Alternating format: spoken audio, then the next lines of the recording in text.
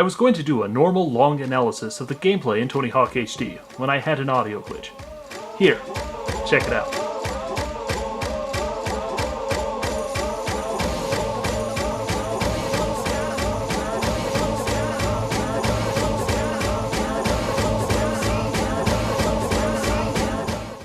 It keeps repeating everything, and at first it's a great grunge techno feel to it, but slowly it just becomes noise. Instead, we will be going through the basic understanding of each game, and then comparing it to Tony Hawk HD. I hope everyone understands. Tony Hawk Pro Skater! The very first Tony Hawk sets everything up. It is a skating game with somewhat cartoonish feel to it. No one can jump through a glass window while doing a grab. On the other hand, the entire game is designed so that you can get every goal in one try.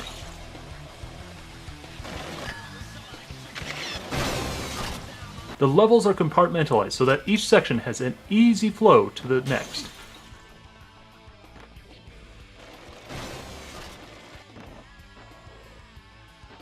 There are some tricks, like this long one for Downhill Phoenix.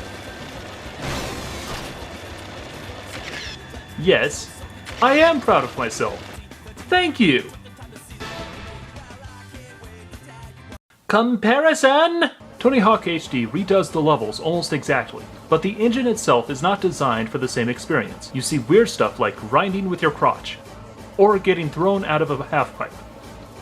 The race levels have a cool feature, where you finish and then restart at the top with whatever time is left. The ability to get everything in one run is still possible, if much more difficult. Tony Hawk Pro Skater 2! The cheat system starts to become a part of the game itself. The more times you beat the game, the more cheats pop up, and the game gets easier. The levels all feel bigger because you constantly see something else you can go skate on. There are now secret sections to levels that you can open up if you want. The ability to get everything in one run can become very difficult, but it is still possible. With cheats, that is.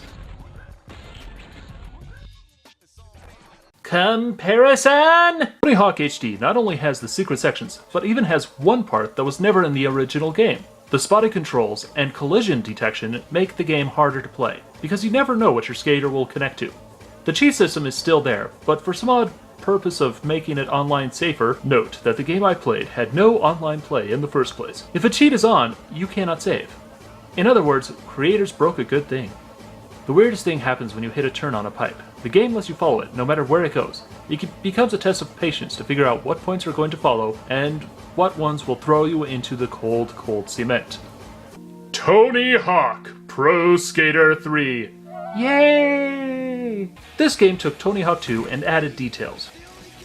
The levels were given some extra paint by adding people walking around. It really felt cool to be riding around an open airport with people milling everywhere. My favorite point was these two guys arguing over nothing. That was just a great addition. The cheat system is set up perfectly and has secret characters appearing everywhere. Comparison, fool! The floating controls actually add a little to the levels for Tony Hawk HD. I could make this jump pretty easily. However, the ability to control my jumps is hampered by changing everything to grabs or kicks as soon as you are airborne. So other jumps become really difficult, or even impossible. The airport level is closed as you skate through it, and the enjoyment really suffers. If you do anything like hit the roof, the game goes through into crash mode.